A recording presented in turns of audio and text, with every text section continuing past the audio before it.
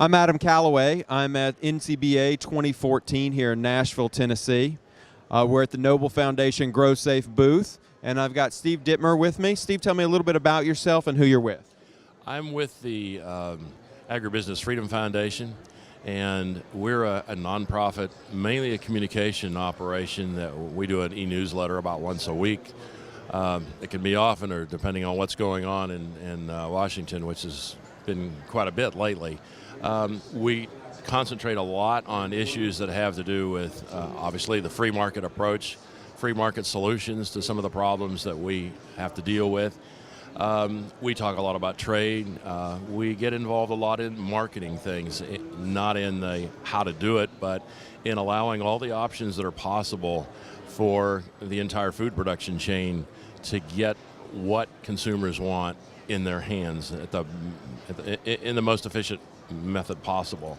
And so we talk about contracts and alternative marketing arrangements, allowing all the options possible for producers, branded programs, things that have carried us forward as far as getting premiums for the genetics and the better management that everybody's doing these days, and having those options to coordinate or cooperate or compete as they see fit in that great marketing chain, food production chain that produces a product for the consumer.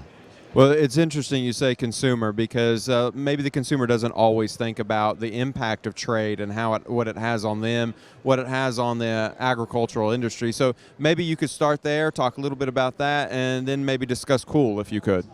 Well, we have some of the most efficient production systems in the country, or in the world, really, and part of that is because we've had very available energy. That's been a bit of a problem in the last couple of years. It's been especially onerous on the livestock feeding industries, not just beef, but also pork and poultry. The world economy has been improving a little bit faster than ours. We've been kind of, they call it a recovery, but I put recovery in quotation marks because it really hasn't hit a lot of the economic sectors. The stock market's done well.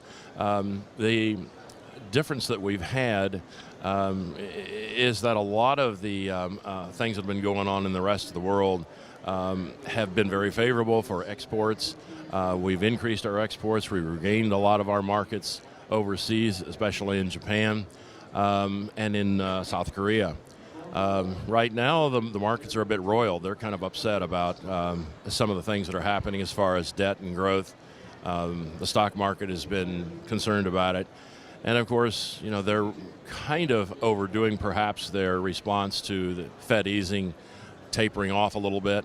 I don't know that that's had all that much to do with anything except psychology, because a lot of that money that the Fed has pumped into our monetary system is still sitting in the Federal Reserve banks. It's not really helping anybody very much. So I don't know that that's a major problem. Trade, though, is still something that we think is very important. We have gone from plus $200 of value per fed animal in beef to $2.25. Now we've gone right through $2.5, and the way our prices are right now, they said this morning we're at $307 per head at the fed level. That's due to exports. And part of that is because China has really increased its beef imports. They're still at a very low level, 6 pounds per capita, but per capita is multiplied by a big number in China. And of course, there's been beef finding their way into China from North Vietnam and other places. And so they feel that kind of growth is going to be really important. We could get access to China this year effectively. Formally, we've had it since 2006. Nobody knows it because they've never approved any plants and they never approved any marketing certificates. But that could really change finally this year, but we'll see. But overall, the export thing has been very important to us. The problem is the last several years, we've really been hurting our most important trading partners, and that's Canada and Mexico. The country of origin labeling law that was passed with the last Farm Bill, or MCOOL, as we refer to it, has been a very big burden on, as cost-wise, on the entire food production chain, packers especially, and retailers. And of course, that gets fed back to the Fed market. And we really have not been able to convince the political people of how much it's cost, and it's doing a lot of damage to our trading relations with our two biggest importers and exporters. Well, how do we fix that then? What's the process we go to fix that? Well, there are several avenues. The one that had been hoped for and the quickest would have been to get something in the Farm Bill that would have removed the language authorizing the law. That didn't happen. In fact, not much of what livestock wanted out of the Farm Bill happened. We wanted a prohibition on EPA from releasing personal information on farmers and ranchers like they've been doing to not only generally to the media, but specifically through FOIA requests, Freedom of Information Act requests, to the environmental groups who oppose livestock feeding and ranching. We didn't get that. So there are some chances that we could get language in some other bill somewhere down the line, but probably the next possibility is a court case. Most of the free market agricultural groups, cattle groups, pork groups, and packing groups have had a lawsuit in the district court in District of Columbia. We're hoping for something like this winter, early this spring, from a decision from that court that would put an injunction on the more strict cool law that was put on about a year ago in May. If that doesn't happen, the WTO, which has ruled against us on cool, in other words, saying that the United States law does not follow the trade regulations under the World Trade Organization or the WTO, they're going to rule again this spring. We expect them to rule against it, but it will take all the rest of the year then for the U.S. government to appeal it, and it will probably be 2015 before they start retaliating. That is Canada and Mexico, well over $1 billion a year for the damages this is doing to their markets. And of course, part of the damage that it does to our industry, we don't have enough cattle to keep up the packing capacity that we've got right now. And our border packers, especially the Northwest and Michigan and in that area, desperately need cattle from Canada. We need the Mexican cattle to help the packing plants in Texas and Arizona in the Southwest in order to try and keep that packing capacity going, because we're losing some of our infrastructure. We lost another plant this month. They announced that the plant in Brawley, California will close. That's about 2,500 head a day, and that will happen in April. So we're still at 7,500 head a day, more packing capacity than we have fed cattle available and slaughter cattle, cows. So what then does that mean for the consumer as we start to see these things merge together? Well, the thing that's been a problem for consumers is it's limiting the supply of beef for them. It's raising their prices. And it's not anything they've indicated that they care about one way or another. Consumers still say price, tenderness, flavor. Those are the things that they consider important. Convenience. Those are the things they need from our beef product. They don't really care where it's raised. They trust that it has been properly raised and inspected, which is true. That's the way our regulations are set up. Beef that comes into this country must be produced under USDA supervision or equivalent USDA inspection standards. So there's no real quality and or safety difference.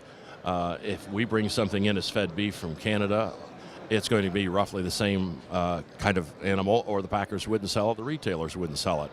So really the country of origin labeling is kind of a non-tariff trade barrier. It's not really anything that's useful to consumers, and it's costing our industry a lot of money. So what should we do? Should we get rid of it? What do we do with it? Well, our position has been from the very beginning that it was not only not productive, it wasn't useful to consumers, it was going to cost a lot of money, and that it would violate the WTO trade standards. So far, that's all come to pass, as we said, and we've not really seen any groundswell of response from consumers. And so it's one thing that we think the market could do without, and it would save a lot of costs and hassle to the whole chain.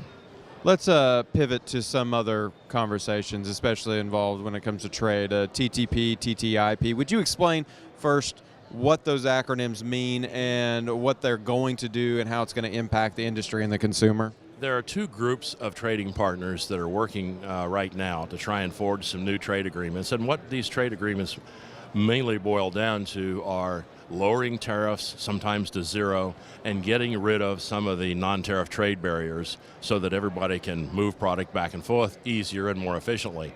The TPP is a group on mostly Pacific Rim countries and Canada and the U.S., and it is a group that is fairly close to achieving some kind of an agreement.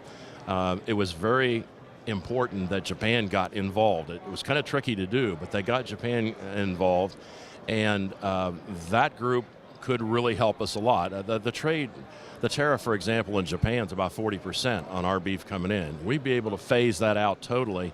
It would be a major help to our producers. The other one is a transatlantic trade and investment partnership is what they call it, and that is primarily working with the EU. And of course, there's a lot of restrictions on what we're able to do as far as shipping beef to the European community, and we'd very much like to see that happen. It's going to take a little bit longer time because they are much more restrictive when it comes to any of the technologies that we use as far as efficient production, feed additives or implants or anything like that. But before either one of those things can really happen, we need a trade promotion authority for the administration.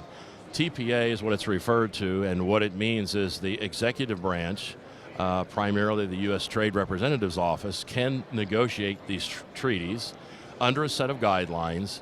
And when the agreements then are negotiated, they come back to Congress. Congress has an up or down vote. Now, Congress, at various times in our history, has said, well, we want a little more involvement in these negotiations, but you really can't negotiate with a country and 535 congressmen. It doesn't work very well.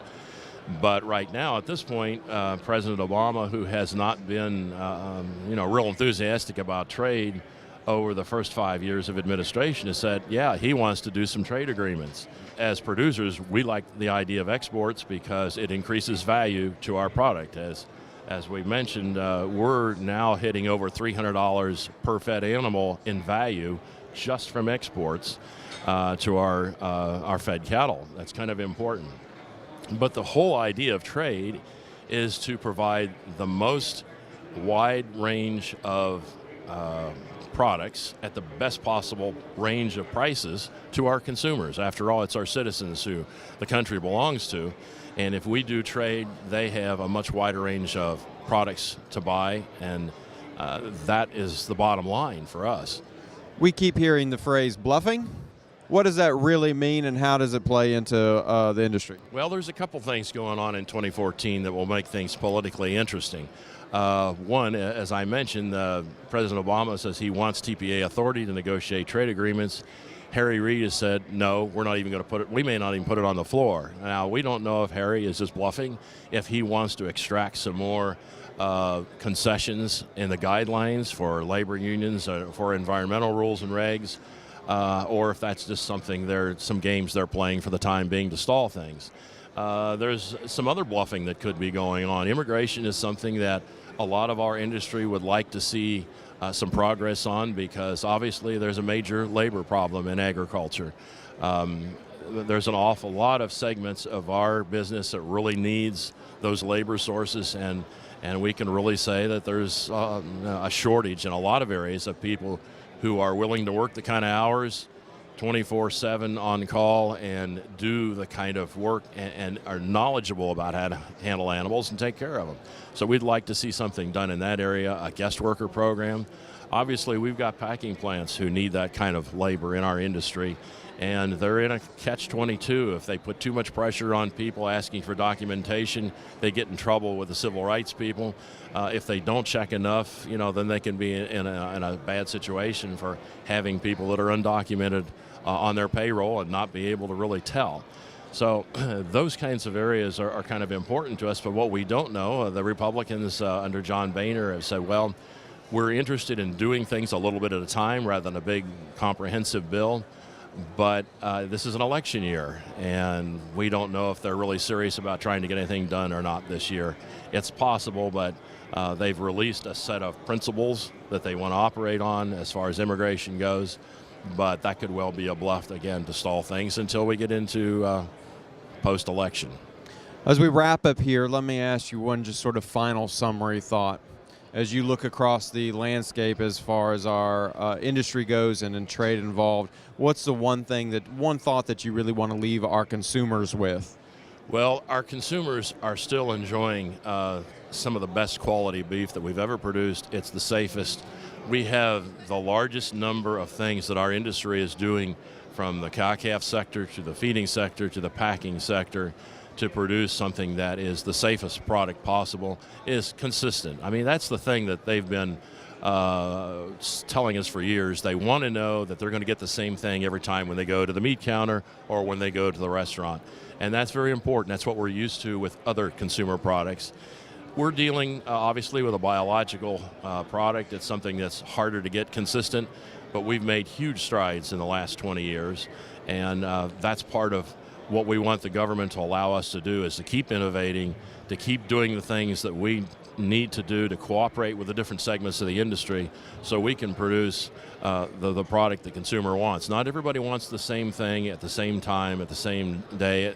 They like, one of our biggest challenges right now is going to be enough lean beef to produce the kind of the volume of hamburger that this country likes anymore. And that's going to be a bit difficult because there's a lot of other citizens around the world who are more interested in beef than they have been in our history, and they're putting competitive pressure on us for those lean beef programs too. So it's going to be very interesting. It's going to be good price-wise, probably the whole year for our people, but it's going to be a challenge with our consumer to keep them happy, being able to get the value that they think they should get. Well, Steve, thank you so much for stopping by Cattle Chat Corner.